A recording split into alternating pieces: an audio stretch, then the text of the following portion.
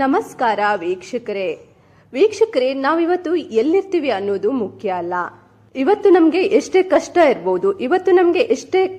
ಇರ್ಬೋದು, ನೋವಿರಬಹುದು, ಅವಮಾನ ಆಗ್ತಾ ಇರಬಹುದು. ಆದ್ರೆ ಅದು ಯಾವುದು ಶಾಶ್ವತ ಅಲ್ಲ. ಎಲ್ರಿಗೂ ಒಂದಲ್ಲ ಒಂದು ದಿನ ಒಳ್ಳೆ ಸಮಯ ಅಂದ್ರೆ ಟೈಮ್ ಅನ್ನೋದು ಬಂದೇ ಬರುತ್ತೆ. ಆದ್ರೆ ಅದಕ್ಕೆ ನಾವು ಮಾಡುವಂತಹ ಪ್ರಯತ್ನ ಅನ್ನೋದಿದೆಯಲ್ಲ, ಅದು ಬಹಳ ಮುಖ್ಯ ಆಗತ್ತೆ. ಈಗ ಸದ್ಯಕ್ಕೆ ನಾನು ಈ ಮಾತನ್ನ ಹೇಳೋಕೆ ಕಾರಣ ಕಂಗನಾ ರಣಾವತ್. ಬಾರ್ನಲ್ಲಿ, ಪಬ್ಗಳಲ್ಲಿ ಅರ್ಧಂಬರ್ಧ ತುಂಡು ಬಟ್ಟೆ ಹಾಕಿಕೊಂಡು ಹಣಕ್ಕಾಗಿ ಕುಣಿಯುತ್ತಿದ್ದ ಕಂಗನಾ ಎಂಪಿ ಆಗಿದ್ದಾದ್ರೂ ಹೇಗೆ? ಕಂಗನಾ ಕೆನ್ನೆಗೆ ಕೆಂಪಗೆ ಆಗುವಂತೆ ಎಲ್ಲರ ಮುಂದೆ ಹೊಡೆದವರು ಯಾರು? ಮತ್ತು ಏಕೆ ಇವರು ರೈತರನ್ನ ಮತ್ತು ರೈತರು ಮಾಡುತ್ತಿದ್ದಂತಹ ಚಳುವಳಿಯನ್ನ ಕೇವಲವಾಗಿ ನೋಡೋಕೆ ಕಾರಣ ಏನು? ಇನ್ನು ಕಂಗನಾ ರಣಾವತ್ ಎಂಪಿಯಾಗಿ ಗೆಲ್ಲೋಕೆ ಸಹಾಯ ಮಾಡಿದಂತಹ ಆ ಕೇಂದ್ರದ ಮಂತ್ರಿ ಯಾರು? ಮತ್ತು ಕಂಗನಾಗೂ ಆ ಕೇಂದ್ರದ ಮಂತ್ರಿಗೂ ಇರುವಂತಹ ಸಂಬಂಧ ಆದ್ರೂ ಏನು?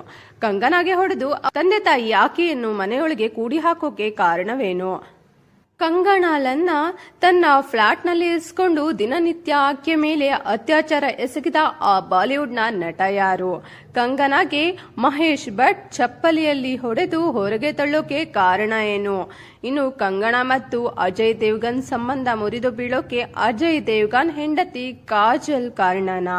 ಕಂಗನಾಗೆ ಋತಿಕ್ ರೋಷನ್ ಮಾಡಿದಂತಹ ಮೋಸ ಆದ್ರೂ ಏನು? ಕಂಗನಾ ಜೊತೆ ಸಂಬಂಧವನ್ನ ಇಟ್ಟುಕೊಂಡಿದ್ದಂತಹ ಆ ಟಿವಿ ಚಾನೆಲ್ ಓನರ್ ಯಾರು? ಇಂತಹ ಎಲ್ಲ ವಿಚಾರಗಳನ್ನ ಈ ವಿಡಿಯೋದಲ್ಲಿ ನೋಡೋಣ. ಅದಕ್ಕೂ ಮೊದಲು ನೀವು ಇನ್ನು ನಮ್ಮ ಚಾನೆಲ್ನ ಸಬ್ಸ್ಕ್ರೈಬ್ ಮಾಡಿಲ್ಲ ಅಂದ್ರೆ ಈ ಕೂಡಲೇ ಸಬ್ಸ್ಕ್ರೈಬ್ ಮಾಡಿ ಹಾಗೂ ಪಕ್ಕದಲ್ಲಿರುವ ಬೆಲ್ ಬಟನ್ ಅನ್ನ ಕ್ಲಿಕ್ ಮಾಡಿ. ಆಗ ಎಲ್ಲಾ ವಿಡಿಯೋ ನೋಟಿಫಿಕೇಶನ್ಗಳು ನಿಮ್ಗೆ ಸೇರತ್ತೆ. ಕಂಗನಾ 2024ರಲ್ಲಿ ಎಲೆಕ್ಷನ್ ನಲ್ಲಿ ಹಿಮಾಚಲ ಪ್ರದೇಶದ ಮಂಡಿ ನಿಯೋಜಿತ ವರ್ಗದಿಂದ ಸ್ಪರ್ಧಿಸಿ ತನ್ನ ಪ್ರತಿಸ್ಪರ್ಧಿಗಳನ್ನ ಭಾರೀ ಅಂತರದಿಂದ ಸೋಲಿಸಿ ಅತಿ ದೊಡ್ಡ ವಿಜಯವನ್ನ ಕಂಡಿದ್ದಾರೆ. ಕಂಗನಾ ಪ್ರತಿಸ್ಪರ್ಧಿಯವರ ವಿರುದ್ಧವಾಗಿ ಒಳ್ಳೆ ಮತದ ವೋಟ್ಗಳನ್ನು ಕೂಡ ಪಡ್ಕೊಂಡ್ರು ಹಾಗೂ ಮೆಜಾರಿಟಿಯಿಂದ ಗೆದ್ದು ಅಭೂತಪೂರ್ವವಾದಂತಹ ವಿಜಯವನ್ನ ದಾಖಲಿಸಿದ್ದಾರೆ. ಇದು ಹೀಗೆ ಇರಬೇಕಾದ್ರೆ ಕಂಗನಾ ಎಲೆಕ್ಷನ್ ನಲ್ಲಿ ಗೆದ್ದ ನಂತರ ದಿಲ್ಲಿಗೆ ಹೋಗೋಕೆ ಚಂಡೀಗಢ ಏರ್ಪೋರ್ಟ್ಗೆ ಹೋದಾಗ ಅಲ್ಲಿ ಕೆಲಸ ಮಾಡುತ್ತಿದ್ದಂತಹ ಸಿಂಗ್ ಕಂಗನಾನ ನೋಡಿ ಕೋಪದಿಂದ ಆಕೆಯ ಕೆನ್ನೆ ಮೇಲೆ ಕೆಂಪಗೆ ಆಗೋ ತರ ಎಲ್ಲರ ಮುಂದೆನೆ ಹೊಡೆದಿದ್ದಾರೆ. ಈ ರೀತಿಯಲ್ಲಿ ಕೆನ್ನೆ ಮೇಲೆ ಹೊಡೆದ ನಂತರ ಆ ಮಹಿಳಾ ಕಾನ್ಸ್ಟೇಬಲ್ ಕಂಗನಾ ಜೊತೆ ಮಾತನಾಡುತ್ತಾ 4 ವರ್ಷದ ಹಿಂದೆ ಸಾವಿರಾರು ರೈತರು ಧರಣಿ ಕುಳಿತು ಸ್ಟ್ರೈಕ್ ಮಾಡುತ್ತಿರುವಂತಹ ಸಂದರ್ಭದಲ್ಲಿ ಕಂಗನಾ ರೈತರ ಚಳುವಳಿಯ ಕುರಿತಂತೆ ಟ್ವೀಟ್ ಮಾಡಿದ್ರು. ಆ ಟ್ವೀಟ್ನಲ್ಲಿ ಕಂಗನಾ ಸಾವಿರಾರು ರೈತರು, ಮಹಿಳೆಯರು, ಮಕ್ಕಳನ್ನುದ್ದೇಶಿಸಿ ಇವರಲ್ಲಿ ಯಾರ್ಯಾರು ರೈತರಿಲ್ಲ, ಇವರೆಲ್ಲ 100 ರೂಪಾಯಿಗೆ ಆಸೆಪಟ್ಟು ಸುಮ್ನೆ ಕೇಂದ್ರ ಸರ್ಕಾರದ ವಿರುದ್ಧ ಘೋಷಣೆಯನ್ನ ಕೂಗ್ತಾ ಇದ್ದಾರೆ ಅಂತ ಬರೆದು ಪೋಸ್ಟ್ ಮಾಡಿದ್ರು. ಆದ್ರೆ ಈ ರೀತಿ 4 ವರ್ಷದ ಹಿಂದೆ ಕೋವಿಡ್ ಅಂತ ನೋಡಿದ್ರೆ ತಮ್ಮ ಬೇಡಿಕೆಗಳನ್ನ ಈಡೇರಿಸಿ ಅಂತ ಮಳೆ ಬಿಸಿಲು ಅನ್ನೋದನ್ನ ಲೆಕ್ಕಿಸದೆ ಧರಣಿ ಕುಳಿತಿದ್ದ ರೈತರಲ್ಲಿ ಈ ಲೇಡಿ ಕಾನ್ಸ್ಟೇಬಲ್ ಕುಲ್ವಿಂದರ್ ಕೌರ್ ಅವರ ತಂದೆ, ಅಣ್ಣ, ತಾಯಿ ಕೂಡ ಇದ್ರು. ಯಾಕಂದ್ರೆ ಅವರೆಲ್ಲ ರೈತರು. ಯಾವಾಗ ಕಂಗನಾ ಈ ರೀತಿ ರೈತರನ್ನೆಲ್ಲ ಉದ್ದೇಶಿಸಿ ಈ ರೀತಿ ಪೋಸ್ಟ್ ಹಾಕಿಲ್ಲು ಆಗ ಕುಲ್ವಿಂದರ್ ಕೌರ್ ಅವರ ತಂದೆ ತಾಯಿ, ಅಣ್ಣನಿಗೆ ಬೇಸರ ಆಗಿತ್ತು. ಇದರಿಂದ ಕುಲ್ವಿಂದರ್ ಕೌರ್ಗೆ ಕಂಗನಾ ಮೇಲೆ ಆಗಿನಿಂದ ಕೋಪ ಇತ್ತು. ಅದನ್ನ ಹಾಗೆ ಕಂಗನಾ ಕೆನ್ನೆಗೆ ಹೊಡೆಯುವ ಮೂಲಕ ತೀರಿಸಿಕೊಂಡಿದ್ರು ಮತ್ತು ನಾನು ಮಾಡಿದ್ದೇ ಸರಿ ಅಂತ ಅವರು ಕ್ಲಾರಿಟಿಯನ್ನ ಕೂಡ ಕೊಟ್ರು. ಇದರಿಂದ ಕೋಪಗೊಂಡ ಕಂಗನಾ ಸಿಐಎಫ್ಎಸ್ಗೆ ಕುಲ್ವಿಂದರ್ ಸಿಂಗ್ ಮೇಲೆ ಕಂಪ್ಲೇಂಟ್ ಕೊಟ್ಟು ಆಕೆಯನ್ನ ಸಸ್ಪೆಂಡ್ ಮಾಡಿದ್ರು. ಇನ್ನು ಈ ವಿಷಯದ ಬಗ್ಗೆ ಕುಲ್ವಿಂದರ್ ಕೌರ್ ಮಾತನಾಡುತ್ತಾ, ನನ್ನ ತಾಯಿಗಾಗಿ ನಾನು ಇಂತಹ 1000 ಕೆಲಸನಾದ್ರೂ ಮಾಡೋಕೆ ತಯಾರಿದ್ದೀನಿ ಅಂತ ಹೇಳಿದ್ರಿಂದ ಅನೇಕ ರೈತರ ಸಂಘಟನೆಗಳು ಈಕೆಗೆ ಜೈ ಹೋ ಕುಲ್ವಿಂದರ್ ಕೌರ್ ಅಂತ ಹೇಳ್ತಾ ಆಕೆ ಮಾಡಿದ ಕೆಲಸದಿಂದ ಖುಷಿಯಾಗಿ ಕುಲ್ವಿಂದರ್ ಕೌರ್ಗೆ ಚಿನ್ನದ ಚೈನು, ಚಿನ್ನದ ಉಂಗುರವನ್ನ ಉಡುಗೊರೆಯಾಗಿ ಕೊಟ್ರು. ನಂತರ ರೈತರ ಸಂಘಟನೆಗೆ ಆಕೆನ ಅಧ್ಯಕ್ಷರನ್ನಾಗಿ ಕೂಡ ಮಾಡಿಕೊಂಡು ಇದರಿಂದ ಕುಲ್ವಿಂದರ್ ಕೌರ್ ತುಂಬಾನೇ ಫೇಮಸ್ ಆಗೋದ್ರು. ಇನ್ನು ಇದೇ ಸಂದರ್ಭದಲ್ಲಿ ಬಾಲಿವುಡ್ ನ ಎಲ್ಲಾ ನಟ ನಟಿಯರ ಜೊತೆ ಕಂಗನಾ ದಿನನಿತ್ಯ ಜಗಳ ಆಡಿ ಅವರನ್ನ ಬಾಯಿಗೆ ಬಂದ ಹಾಗೆ ಬೈದು ಟ್ವೀಟ್ ಮಾಡೋದು ಎಲ್ರಿಗೂ ತಿಳಿದೇ ಇದೆ. ಅಂತಹ ಕಂಗನಾಳಿಗೆ ಒಬ್ಬ ರೈತರ ಮನೆ ಹುಡುಗಿ ಹೊಡೆದಿದ್ರಿಂದ ಸೋಷಿಯಲ್ ಮೀಡಿಯಾದಲ್ಲಿ ಕೆಲವು ಜನ ಈ ಘಟನೆಗೆ ಸಂಬಂಧಪಟ್ಟಂತೆ ಸ್ಪಂದಿಸುತ್ತಾ ಕೆಲವರು ಕಂಗನಾಗೆ ತಮ್ಮ ಬೆಂಬಲವನ್ನ ನೀಡಿ ಆ ಹುಡುಗಿ ಈ ರೀತಿ ಕಂಗನಾ ಕೆನೆಗೆ ಹೊಡಿಬಾರ್ದಿತ್ತು ಅಂತ ಹೇಳಿದ್ರೆ, ಇನ್ನು ಕೆಲವು ಜನ ಆ ಹುಡುಗಿ ಮಾಡಿದ್ದೇ ಸರಿ, ಕಂಗನಾಗೆ ಆಕೆ ತಕ್ಕ ಪಾಠವನ್ನ ಕಲಿಸಿದ್ದಾರೆ ಅಂತ ಹೇಳಿದ್ರು. ಇನ್ನು ಹಿಂದಿ ಚಿತ್ರರಂಗಕ್ಕೆ ಸೇರಿದ ಮ್ಯೂಸಿಕ್ ಡೈರೆಕ್ಟರ್ ವಿಶಾಲ್ ದದ್ಲಾನಿ ಅಂತೂ ಕುಲ್ವಿಂದರ್ ಕೌರ್ಗೆ ಬೆಂಬಲವನ್ನ ನೀಡುತ್ತಾ, ಅಕಸ್ಮಾತ್ ಆಕೆಯನ್ನ ಏನಾದ್ರೂ ಕಾನ್ಸ್ಟೇಬಲ್ ಕೆಲಸದಿಂದ ಸರ್ಕಾರ ತೆಗೆದು ಹಾಕಿದ್ರೆ ನಾನು ಆಕೆಗೆ ಆಸರೆಯಾಗಿ ನಿಲ್ತೀನಿ, ಜೊತೆಗೆ ಜಾಬ್ ಸಹ ಕೊಡ್ತೀನಿ ಅಂತ ತಮ್ಮ ಇನ್ಸ್ಟಾಗ್ರಾಮ್ ಅಕೌಂಟ್ ನಲ್ಲಿ ಒಂದು ಪೋಸ್ಟ್ ಕೂಡ ಹಾಕಿದ್ರು. ಇನ್ನು ಇದೇ ವಿಷಯದ ಬಗ್ಗೆ ಕೆಲವು ಜನ ಬಾಲಿವುಡ್ ಸೆಲೆಬ್ರಿಟಿಗಳು ಕೂಡ ಹುಡುಗಿಗೆ ಸಪೋರ್ಟ್ ಮಾಡಿದ್ರು. ಇದರಿಂದ ಕೋಪಗೊಂಡಂತಹ ಕಂಗನಾ ಅವರೆಲ್ಲರಿಗೂ ತನ್ನ ಟ್ವಿಟ್ಟರ್ ಅಕೌಂಟ್ ಮೂಲಕ ಕೌಂಟರ್ ಅನ್ನ ಕೊಟ್ರು. ನನಗೆ ಹೊಡೆದ ಕುಲ್ವಿಂದರ್ ಕೌರನ್ನ ಸಮರ್ಥಿಸಿಕೊಳ್ಳೋದಾದ್ರೆ ಇದೇ ರೀತಿ ಅತ್ಯಾಚಾರ ಮಾಡಿದವರನ್ನ ಇಲ್ಲ ಕೊಲೆ ಮಾಡಿದವರನ್ನ ನೀವು ಸಮರ್ಥಿಸಿಕೊಂಡ ರೀತಿನೇ ಅಂತ ಪೋಸ್ಟ್ ಹಾಕಿದ್ರು. ಪ್ರತಿ ಕಳ್ಳನಿಗೂ ಈ ರೀತಿಯಲ್ಲಿ ಯಾರಾದ್ರೂ ಏನಾದ್ರೂ ಅಪರಾಧ ಮಾಡುವವರಿಗೆ ಏನಾದ್ರೂ ಒಂದು ಕಾರಣ ಇದ್ದೇ ಇರುತ್ತೆ. ಕಾರಣ ಕಾನೂನು ಇದೆ, ಯಾವ ಅಪರಾಧನೂ ಆಗಲ್ಲ. ಆದ್ರೂ ಅವರು ಅಪರಾಧಿ ಪ್ರಕರಣದಲ್ಲಿ ಪಾಲ್ಗೊಂಡಿದ್ದನ್ನ ನೋಡಿ ಅವರನ್ನ ದೋಷಿಗಳು ಅಂತ ತೀರ್ಮಾನಿಸಿ ಕೋರ್ಟ್ ಶಿಕ್ಷೆಯನ್ನ ಕೊಡುತ್ತೆ. ಇನ್ನು ಇದೇ ರೀತಿಯಲ್ಲಿ ಬಹಿರಂಗವಾಗಿ ನನ್ನ ಮೇಲೆ ಹಲ್ಲೆ ಮಾಡಿರುವಂತಹ ಕುಲ್ವಿಂದರ್ ಕೌರ್ ಎಂಬ ಆ ಕಾನ್ಸ್ಟೇಬಲ್ ನ ನೀವು ಸಮರ್ಥಿಸಿಕೊಳ್ಳೋದೇ ಆದ್ರೆ ಇದೇ ರೀತಿಯಲ್ಲಿ ಅತ್ಯಾಚಾರ ಕೊಲೆ ಮಾಡಿದವ್ರನ್ನು ಕೂಡ ನೀವು ಸಮರ್ಥಿಸಿಕೊಂಡ ರೀತಿನೇ ಅಂತ ಪೋಸ್ಟ್ ಹಾಕಿ ನನ್ನ ಮೇಲೆ ದ್ವೇಷ, ಸೇಡು, ಅಸೂಯೆನ ಬೆಳೆಸಿಕೊಳ್ಬೇಡಿ, ದಯಮಾಡಿ ಪ್ರಶಾಂತವಾಗಿರಿ, ನಿಮ್ಮ ಆರೋಗ್ಯವನ್ನ ಕಾಪಾಡಿಕೊಳ್ಳಿ, ಮನಸ್ಸನ್ನ ಶಾಂತವಾಗಿ ಇಟ್ಕೊಳ್ಳಿ ಅಂತ ತನ್ನ ಅನಿಸಿಕೆಯನ್ನ ಟ್ವಿಟ್ಟರ್ ಮೂಲಕ ತಿಳಿಸಿದ್ರು.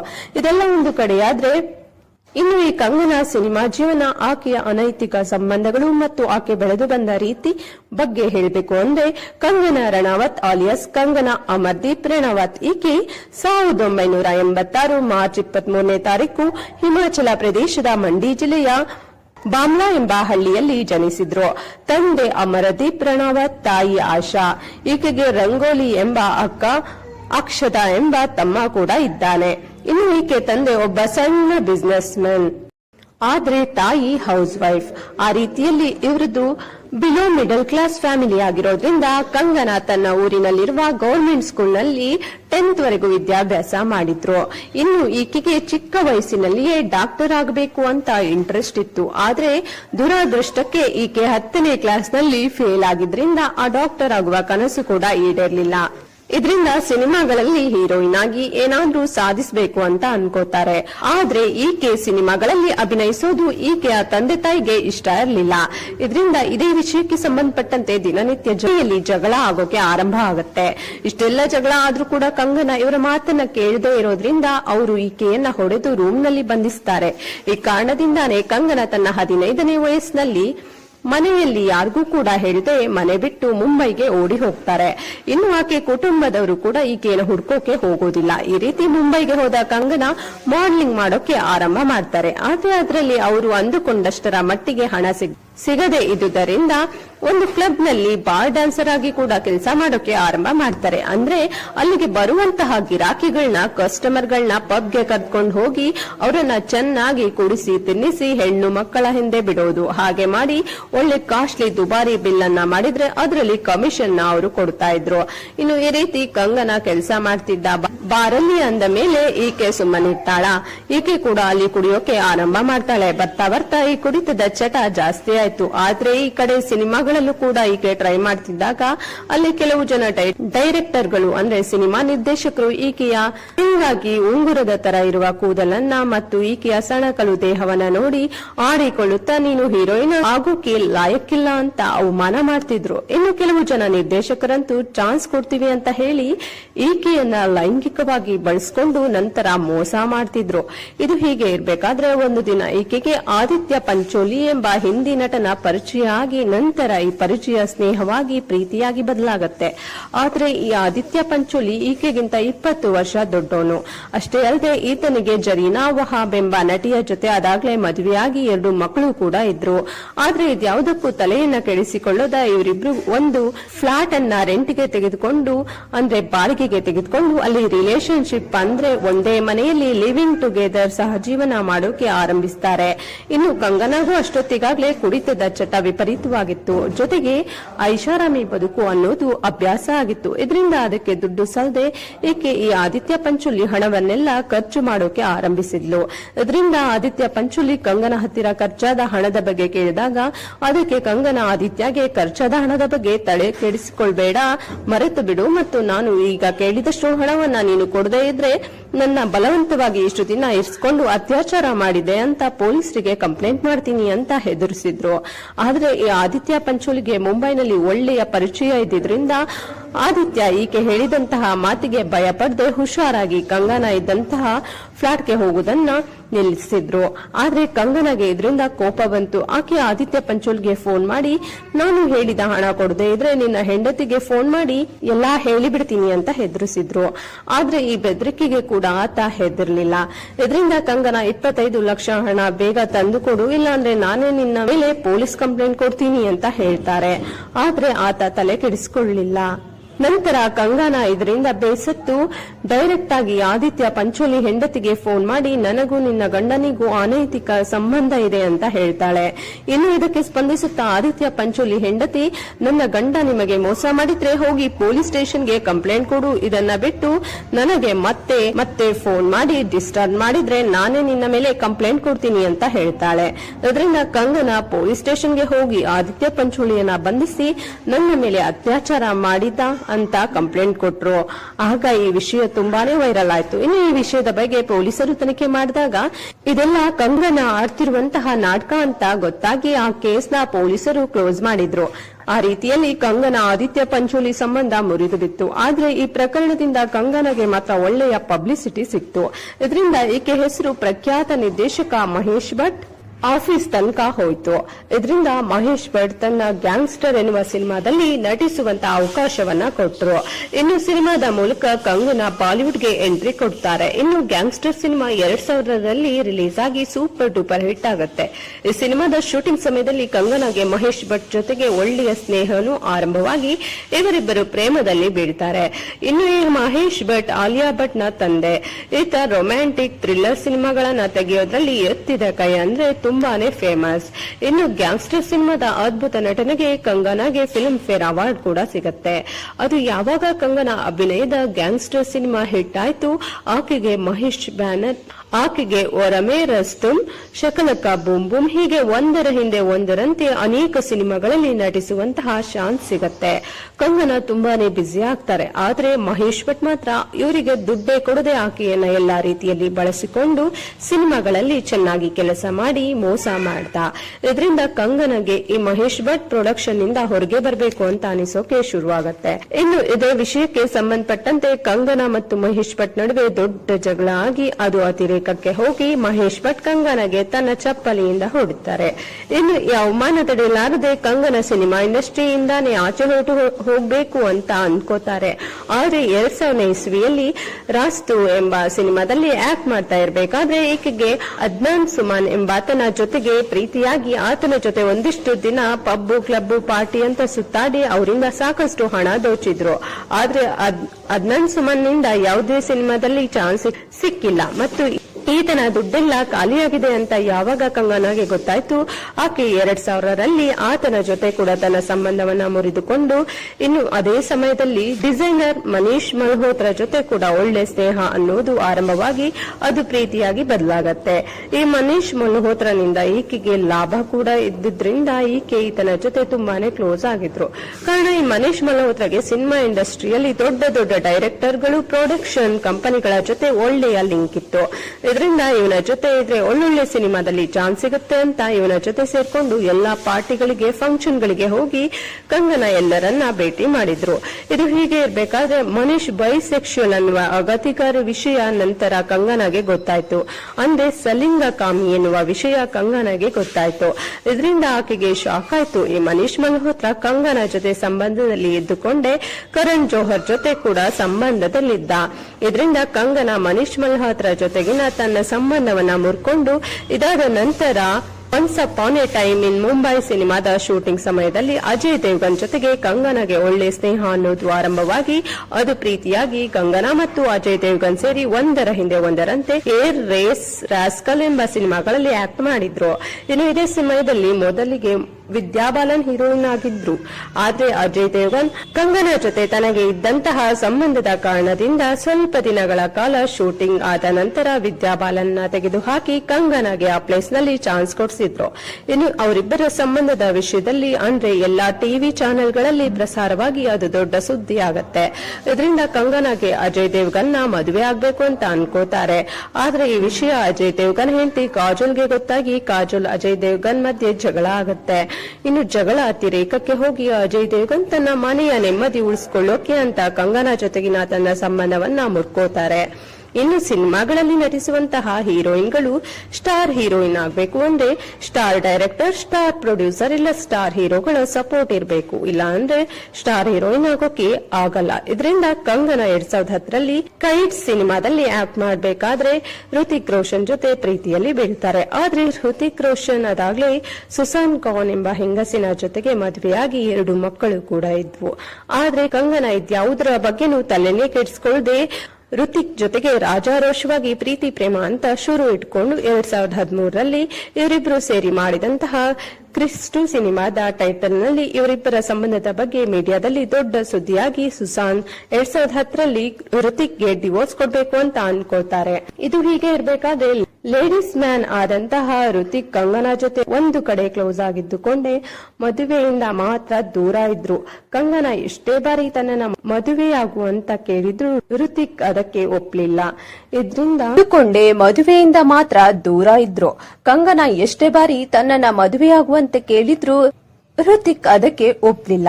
ಇದರಿಂದ ಹೃತಿಕ್ ರೋಷನ್ ಜೊತೆ ತಾನು ತೆಗೆಸಿಕೊಂಡಿದ್ದಂತಹ ಎಲ್ಲಾ ತನ್ನ ಖಾಸಗಿ ಫೋಟೋಗಳನ್ನ ಸೋಷಿಯಲ್ ಮೀಡಿಯಾದಲ್ಲಿ ರಿಲೀಸ್ ಮಾಡ್ತಾರೆ.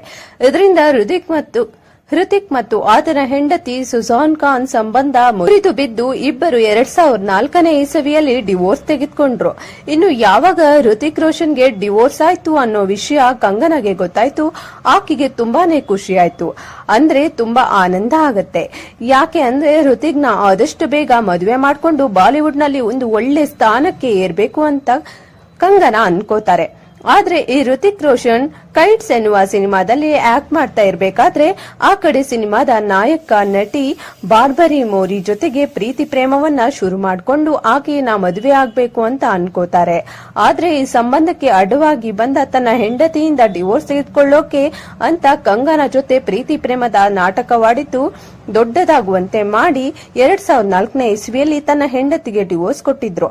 ಇನ್ನು ಇದಾದ ನಂತರ ಹೃತಿಕ್ ಕಂಗನಾ ಜೊತೆಗಿನ ತನ್ನ ಸಂಬಂಧವನ್ನ ಕೂಡ ಮುರ್ಕೊಂಡ್ರು. ಇನ್ನು ಅದೇ ಸಮಯದಲ್ಲಿ ಕಂಗನಾ ಒಂದು ಪಾರ್ಟಿಯಲ್ಲಿ ಅಮೀರ್ ಖಾನ್ ನ ಭೇಟಿಯಾಗ್ತಾರೆ. ಇದಾದ ನಂತರ ಇವರಿಬ್ಬರ ನಡುವೆ ಪರಿಚಯವಾಗಿ ಅದು ಪ್ರೀತಿಯಾಗಿ ಬದಲಾಗಿ ಒಂದಷ್ಟು ದಿನ ಡೇಟ್ ಕೂಡ ಮಾಡಿದ್ರು. ಆದ್ರೆ ಅಮೀರ್ ಖಾನ್ ಎಷ್ಟೇ ಹೆಣ್ಣು ಮಕ್ಕಳ ಜೊತೆಯಲ್ಲಿ ಸಂಬಂಧದಲ್ಲಿದ್ರು ಯಾರ ಜೊತೆಗೂ ಕೂಡ ಅತಿಯಾದ ಕ್ಲೋಸ್ ಆಗ್ತಿರ್ಲಿಲ್ಲ. ಈ ಕಾರಣದಿಂದಲೇ ಕಂಗನಾ ಜೊತೆಗಿನ ಅಮೀರ್ ಖಾನ್ ಸಂಬಂಧ ಕೂಡ ಬಹಳ ದಿನ ನಡೀಲಿಲ್ಲ. ಇನ್ನು ಅಮೀರ್ ಖಾನ್ ಜೊತೆಗಿನ ಸಂಬಂಧ ಯಾವಾಗ ಮುರಿದು ಬಿತ್ತು ಕಂಗನಾಗೆ ಪ್ರೀತಿ ಪ್ರೇಮ ಅಂದ್ರೆ ಬೇಜಾರಾಗಿ ಇನ್ನು ಮುಂದೆ ಯಾರನ್ನ ಪ್ರೀತಿಸಬಾರ್ದು ಅಂತ ಅನ್ಕೊಳ್ತಾರೆ. ಆದ್ರೆ ನಂತರ ಕಂಗನಾಗೆ ಟಿವಿ ನ್ಯೂಸ್ ಚಾನೆಲ್ ಓನರ್ ಜೊತೆ ಪರಿಚಯ ಅದು ಪ್ರೀತಿಯಾಗಿ ಬದಲಾಗತ್ತೆ. ಇದರಿಂದ ಆತನ ಜೊತೆ ಪ್ರೀತಿಯಲ್ಲಿ ಇದ್ಕೊಂಡು ಆತ ನಿರ್ಮಾಣ ಮಾಡ್ತಿದ್ದ ಸಿನಿಮಾಗಳಲ್ಲಿ ಆಕ್ಟ್ ಮಾಡ್ತಾ ಅವನ ಜೊತೆನೆ ಒಂದೇ ಮನೆಯಲ್ಲಿ ಸಹ ಜೀವನ ಕೂಡ ನಡೆಸಿದ್ರು. ಆದ್ರೆ ಇದೇ ಸಂದರ್ಭದಲ್ಲಿ ಆ ಟಿವಿ ಚಾನೆಲ್ ಮೂಲಕನೇ ಪ್ರಮುಖ ಕೇಂದ್ರ ಮಂತ್ರಿಯೊಬ್ಬರನ್ನ ಕಂಗನಾ ಭೇಟಿ ಆಗ್ತಾರೆ. ನಂತರ ಆತನ ಜೊತೆಗಿನ ಸಲಿಗೆ ಮತ್ತು ಸಾನ್ನಿಧ್ಯದ ಕಾರಣವಾಗಿ ಬ್ಯಾಕ್ ಟು ಬ್ಯಾಕ್ ತನಗೆ ಒಂದರ ಹಿಂದೆ ಒಂದರಂತೆ 4 ನ್ಯಾಷನಲ್ ಅವಾರ್ಡ್ಗಳು ಅಂದ್ರೆ ರಾಷ್ಟ್ರ ಪ್ರಶಸ್ತಿ ಕೂಡ ಸಿಕ್ಕತ್ತೆ. ಈ ರೀತಿ 4 ಸಾರಿ ಕಂಗನಾಗೆ ರಾಷ್ಟ್ರ ಪ್ರಶಸ್ತಿ ಕೊಟ್ಟಿದ್ದು ನೋಡಿ ಬಾಲಿವುಡ್ ನಲ್ಲೇ ಅಪಸ್ವರ ಅನ್ನೋದು ಕೇಳಿ ಬಂದಿದ್ರಿಂದ ರಾಷ್ಟ್ರೀಯ ಅಂದ್ರೆ ಕಳೆದ ವರ್ಷ ಕಂಗನಾಗೆ ರಾಷ್ಟ್ರ ಪ್ರಶಸ್ತಿಯನ್ನ ಕೊಡದೆ ಆಲಿಯಾ ಭಟ್ ಮತ್ತು ಕೃತಿ ಸನೂನ್ಗೆ ರಾಷ್ಟ್ರ ಪ್ರಶಸ್ತಿಯನ್ನ ಸರ್ಕಾರ ಕೊಟ್ಟಿತ್ತು. ಇದರಿಂದ ಗಲಾಟೆ ಒಂದಷ್ಟು ಮಟ್ಟಿಗೆ ಕಡಿಮೆ ಆಯ್ತು. ಇದು ಹೀಗಿರ್ಬೇಕಾದ್ರೆ ರೀಸೆಂಟ್ ಆಗಿ ಕಂಗನಾ ಆಕ್ಟ್ ಮಾಡಿದಂತ ಎಲ್ಲಾ ಸಿನಿಮಾಗಳು ಫ್ಲಾಪ್ ಆಗಿದ್ರಿಂದ ಆಕೆ ರಾಜಕೀಯಕ್ಕೆ ಬಂದು ತನ್ನ ಪವರ್ ಏನು ಅಂತ ತೋರಿಸಬೇಕು ಅಂತ ಅನ್ಕೋತಾರೆ. ಅದರಿಂದ ಆ ಮಂತ್ರಿಯ ಸಹಾಯದಿಂದಲೇ ಎಂಪಿ ಲೋಕಸಭಾ ಚುನಾವಣಾ ಟಿಕೆಟ್ ಗಿಟ್ಟಿಸಿಕೊಂಡು 2024ರ ಲೋಕಸಭಾ ಚುನಾವಣೆಯಲ್ಲಿ ಸ್ಪರ್ಧಿಸಿದ್ರು. ಇದರಿಂದ ಹಿಮಾಚಲ ಪ್ರದೇಶದ ಮಂಡಿ ನಿಯೋಜಿತ ವರ್ಗದಿಂದ ಸ್ಪರ್ಧಿಸಿದಂತಹ ಕಂಗನಾ ರಣಾವತ್ 5,32,200 ಮತಗಳನ್ನ ಪಡೆದು ಪ್ರಚಂಡವಾಗಿ ಗೆದ್ದು ಎಂಪಿ ಆದ್ರು. ಇದು ಹೀಗೆ ಇದ್ರೆ ಕಂಗನಾನನ್ನ ನೀವು ಎಂಪಿಯಾಗಿ ಗೆಲ್ಲಿಸಿದ್ರೆ ಸಿನಿಮಾಗಳಲ್ಲಿ ಆಕ್ಟ್ ಮಾಡೋದನ್ನ ಸಂಪೂರ್ಣವಾಗಿ ನಿಲ್ಲಿಸಿ ನಿಮ್ಮ ಜೊತೆ ಈ ಮಂಡಿಯಲ್ಲಿ ಇದ್ದುಕೊಂಡೇ ನಿಮ್ಮಗಳ ಸೇವೆ ಮಾಡ್ತೀನಿ ಅಂತ ಚುನಾವಣೆ ಮುಂಚೆ ವರ್ಷ ಹೇಳುವಂತ ಸಂದರ್ಭದಲ್ಲಿ ಜನರೆದುರು ಪ್ರಮಾಣ ಮಾಡಿದ್ರು.